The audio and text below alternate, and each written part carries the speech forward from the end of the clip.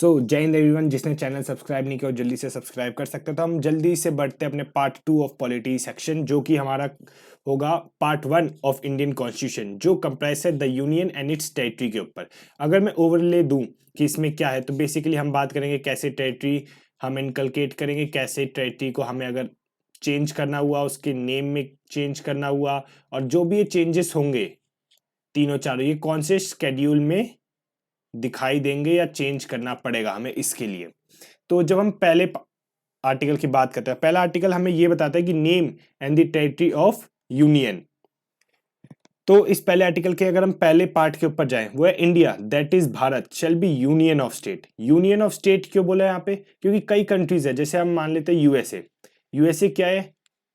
ये इसमें 1 2 3 4 5 6 ये सारी की सारी कंट्रीज है। ये सारी कंट्रीज एक साथ आई और इन्हें अपना एक यूनियन बनाया, या एक मतलब ग्रुप बनाया, और उन्हें कंप्रेस कर लिया, मतलब यूनियन ऑफ कंट्रीज कह सकते हैं यूनाइटेड स्टेट्स को। तो उसने क्या किया, सारी कंट्रीज एक साथ आई और उन्हें अपना एक ग्रुप बना लिया। बट इंडिया के केस में हमने कंट्रीज को कंप्रेस तो किया नहीं, हमने क्या किया है, जितने भी हमारे पास स्टेट्स है, जैसे कि राजस्थान, मध्य प्रदेश, महाराष्ट्र, तेलंगाना, कर्नाटक, आंध्रा, ये सारी स्टेट्स क्या हुए, एक साथ आए और इन्हें अपना एक यूनियन बनाया। फिर तुम कहोगे यार दो दो नाम क्यों दे रखा है?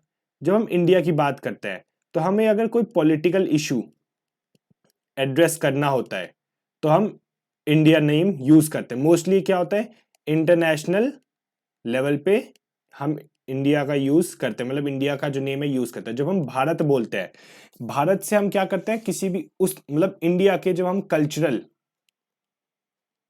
कल्चरल वैल्यूज को जब हम दिखाते हैं तो हम भारत का यूज करते हैं। फिर आगे जाने से पहले एक चीज ध्यान रखना, जैसे हम बोलते हैं कि आर्टिकल 1A, आर्टिकल 1A, जिसे मैंने एक कैप्स लॉक में लिखा है, एक स्मॉल्स में लिखा है।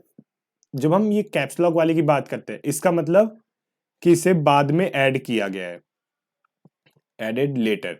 जो स्मॉल की बात करता है कि ये इसका क्या है, सब क्लॉज है, मतलब इसी के अंडर था, पहले से ही था। बट जब हम कैप्स लॉक, कहीं पे भी आप देखो, कभी भी आप कोई बुक या पढ़ोगे जहां पे कैप्स लॉक में दिखा है आर्टिकल 1 है, मतलब इसे बाद में ऐड, किसी अमेंडमेंट के थ्रू इसे अमेंड किया गया है।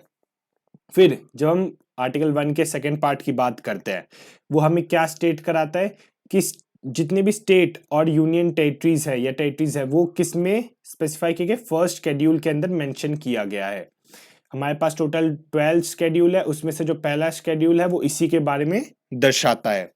और फिर आर्टिकल 3 मतलब आर्टिकल 1 का थर्ड पार्ट के अंदर जो पहला सब क्लॉज आता है, वो हमें ये बताता है कि टेरिटरी मतलब किस स्टेट की कितनी टेरिटरी है, टेरिटरी ऑफ स्टेट्स बताता है। दूसरा इसका सब क्लॉज बताता है कि यूनियन टेरिटरी जो है वो स्पेसिफाइड किस में की गई है, फर्स्ट शेड्यूल में।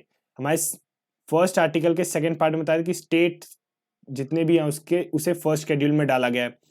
और फर्स्ट आर्टिकल के थर्ड पार्ट में और उसके सेकंड सब क्लॉज में हमें यह पता चलता है कि यूनियन टेरिटरीज को भी हमने फर्स्ट शेड्यूल में डाला गया है।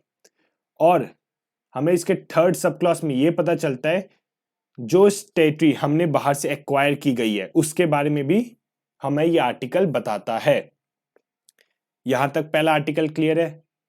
फिर जब हम बात करते हैं, अपने जंप करते हैं सेकेंड आर्टिकल के ऊपर, जो सेकेंड आर्टिकल कहता है अगर हमें किसी स्टेट को, मतलब कि किसी भी स्टेट को अगर हमें इनकलकेट करना, मतलब हमें ऐड करना हो अपनी यूनियन में या यूनियन टेरिटरी में, तो हम कैसे ऐड करेंगे।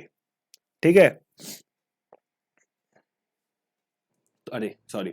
तो जब हम बात करते हैं कि कैसे ऐड करेंगे, तो इसका मतलब ये है, मान लो कि ये मान लो क्या पाकिस्तान है और ये इंडिया है, ठीक है, मैं बस रफली बना रहा हूं। तो अगर पाकिस्तान का ये हिस्सा हम अगर एक्वायर कर लेते हैं और हमें अगर इसे इंडिया की टेरिटरी में मर्ज करना हुआ, अब से कहेंगे कि ये अब इंडिया का कोई XYZ स्टेट है जो कि हमने एक्वायर किया और इंडिया की टेरिटरी में मर्ज कर लिया, तो क्या होगा, इसके लिए जो प्रोविजन है वो कौन से में, आर्टिकल 2 में मेंशन है। इसमें क्या है, पार्लियामेंट में by law amend union and establish new state such term and condition think fit.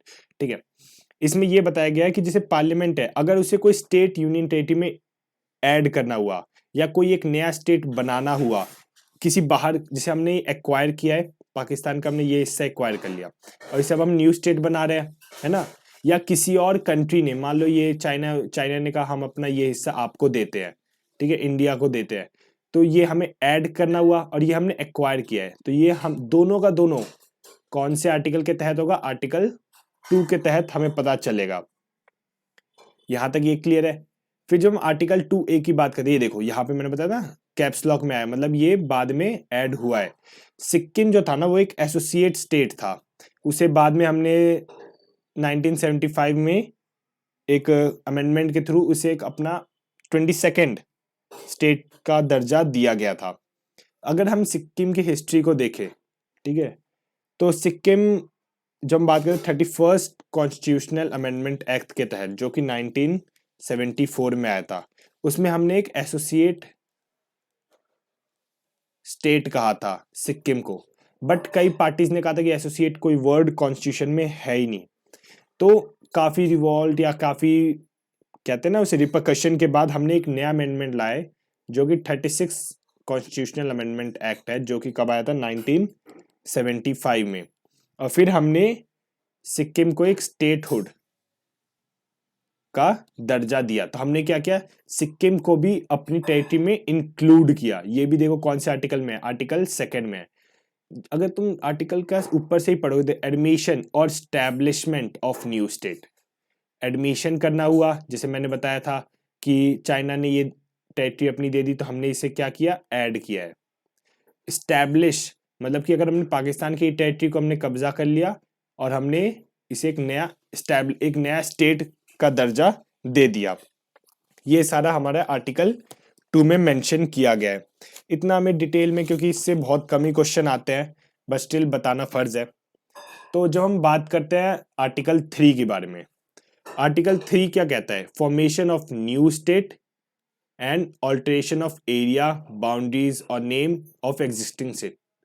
तुम्हारे दिमाग में ना ये पढ़ते ही साथ आना चाहिए, फॉर्मेशन ऑफ न्यू स्टेट।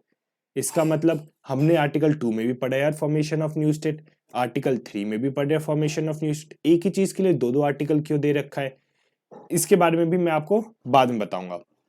अब इसमें सबसे पहली चीज, हमें इस आर्टिकल के तहत क्या पावर मिलती है कि आप पहले तो एक कोई नया स्टेट बना सकते हो, दूसरा किसी भी स्टेट की बाउंड्री को इंक्रीज कर सकते हो, तीसरा किसी भी स्टेट की बाउंड्री को डिक्रीज कर सकते हो, हम किसी भी स्टेट की बाउंड्री को चेंज कर सकते हैं और किसी भी स्टेट की बाउंड्री का नेम बदल सकते हैं, ठीक है। और ये किसके तहत होगा, ये सिंपल मेजॉरिटी के तहत हम कह सकते हैं ये सारी चीजें हो सकती है। कौन सी मेजॉरिटी के साथ, सिंपल मेजॉरिटी के साथ।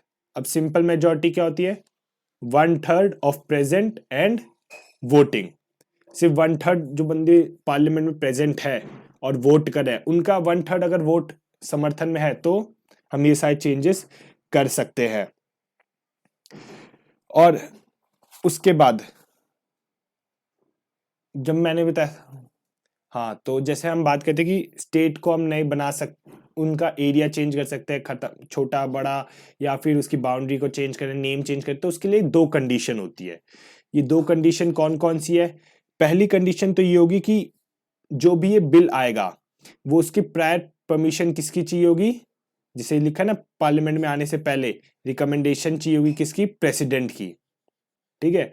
प्रेसिडेंट जब तक इसे अप्रूवल नहीं देगा तब तक ये बिल पार्लियामेंट में नहीं आएगा। और जब ये बिल पार्लियामेंट में आने वाला है तो प्रेसिडेंट क्या करेगा, रिकमेंडेशन पे दोनों स्टेट की जो गवर्नमेंट है उनसे पूछेगा कि कोई आपको ऑब्जेक्शन है या नहीं है, ठीक है। यहाँ पे लिखा भी होगा, the bill has referred by the parliament legislature of state expressing their such period as specified in such president allow period, ठीक है। तो इसमें क्या है, एक पहले तो क्या होगा, ये बिल को प्रेसिडेंट की अप्रूवमेंट चाहिए होगी, प्रेसिडेंट इसे पहले क्या करेगा, अप्रूव करेगा, उसके बाद या हम कह सकते हैं प्रेसिडेंट की रिकमेंडेशन चाहिए होगी, उसके बाद प्रेसिडेंट क्या करेगा, जो स्टेट्स है, जैसे ये ए स्टेट है इसकी बाउंड्री चेंज करना है और बी स्टेट है इसकी बाउंड्री चेंज करना है, तो प्रेसिडेंट क्या करेगा, ए से पूछेगा कि मैं तुम्हारी स्टेट की इतनी जो टेरिटरी है वो बी को दे रहा हूँ, तुम्हें कोई दिक्कत, ये अगर हाँ कहता है या ना कहता है वो हम आगे पढ़ेंगे। अगर बी से बोलेंगे कि हम तुम्हें इस स्टेट की इतनी बाउंड्री दे रहे हैं, तुम्हें कोई दिक्कत, अगर ये हाँ कहे या ना कहे, इन चारों केसेस में अगर कोई हाँ कह रहा है कोई ना कह रहा है, हाँ ना, प्रेसिडेंट सिर्फ अप्रूव कर, मतलब प्रेसिडेंट सिर्फ देखेगा कि कौन हाँ कह रहा है कौन ना कह रहा है, बट अल्टीमेटली इन दो स्टेट्स की बात नहीं मानी जाएगी। बात किसकी मानी जाएगी? प्रेसिडेंट की। प्रेसिडेंट का मन किया, प्रेसिडेंट ने सोचा कि हाँ चलो अब मुझे ये स्टेट बदलना है, चाहे ये हाँ कहते रहे रोते रहे, प्रेसिडेंट क्या करेगा? स्टेट की बाउंड्री चेंज कर देगा, ऑल्टर कर देगा, डिमिश कर देगा, या फिर नेम चेंज करना हो वो नेम चेंज कर देगा। तो ये सब प्रेसिडेंट के हाथ में है, इसमें स्टेट गवर्नमेंट का उतना कोई रोल होता नहीं है। ठीक है, यहाँ पे ये चीज क्लियर। फिर जैसे मैंने बताया था आर्टिकल 2 भी ने स्टेट्स की बात करता है, आर्टिकल 3 भी, तो इन दोनों में कुछ तो डिफरेंस होगा ही होगा, ऐसे थोड़ी ना कि दोनों के दोनों सेम है। जब हम बात करते हैं आर्टिकल 2 की, आर्टिकल 2 जो होता है वो एक्सटर्नल रीअरेंजमेंट की बात करता है।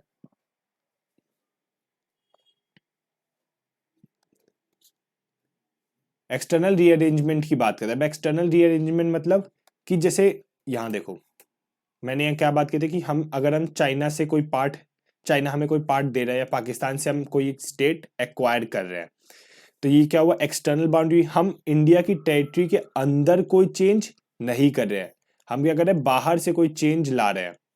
और जो हम आर्टिकल 3 की बात करते हैं, आर्टिकल 3 क्या कर रहा है? यहाँ पे मैंने बताया कि स्टेट गवर्नमेंट का इन्वॉल्वमेंट मतलब नहीं रहता है, तो मतलब कि हम इंडिया की जो टेरिटरी है इंटरनल रीअरेंजमेंट की बात करते हैं। ठीक है, इंटरनल रीअरेंजमेंट की बात करते हैं यहाँ पे। अब यहां तक तो क्लियर हो गया होगा आर्टिकल 2 और 3 में क्या डिफरेंस है। फिर जो हम एक, इससे पहले कोई ब्लैंक स्लाइड है, चलो ठीक है मैं पहले करा देता, तो हाँ चलो ठीक है यही करा देते। आर्टिकल 4 क्या कहता है? आर्टिकल 4 बस इतनी सी बात कहता है कि कोई भी चेंज, कोई भी, देखो, any law referred in article 2 और 3 shall contain provision amend in first and fourth schedule। मतलब कि कोई भी चेंज अगर आर्टिकल 2 में होता है या आर्टिकल 3 में होता है तो उसकी चेंज कहाँ पे होगा? फर्स्ट एंड फोर्थ स्केड्यूल में होगा। फर्स्ट एंड फोर्थ स्केड्यूल में क्यों? क्योंकि फर्स्ट जो स्केड्यूल है वो टेरिटरी के बारे में बताता है, ठीक है, और जो फोर्थ है वो राज्यसभा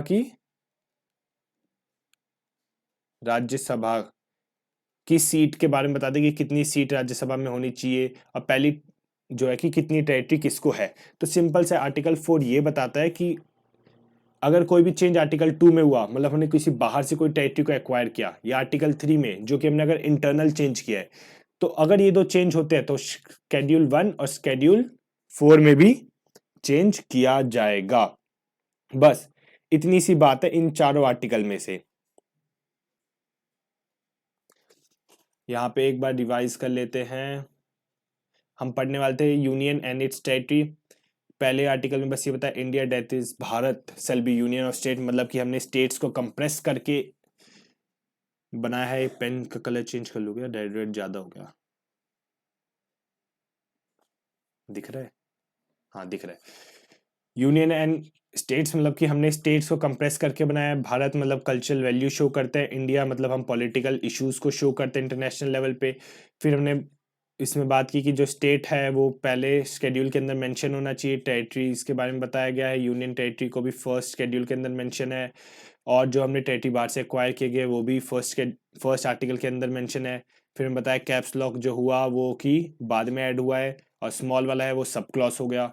फिर आर्टिकल 2 में बताया कि जब हम किसी भी स्टेट का एडमिशन करते हैं, मतलब चाइना का मन किया, उन्होंने कहा कि तिब्बत का एरिया अब इंडिया को दे देते हैं, तो उन्होंने इंडिया को दे, तो ये क्या हुआ? एडमिशन ऑफ न्यू स्टेट या एस्टैब्लिशमेंट। हमने कहीं पाकिस्तान का कुछ हिस्सा क्या किया?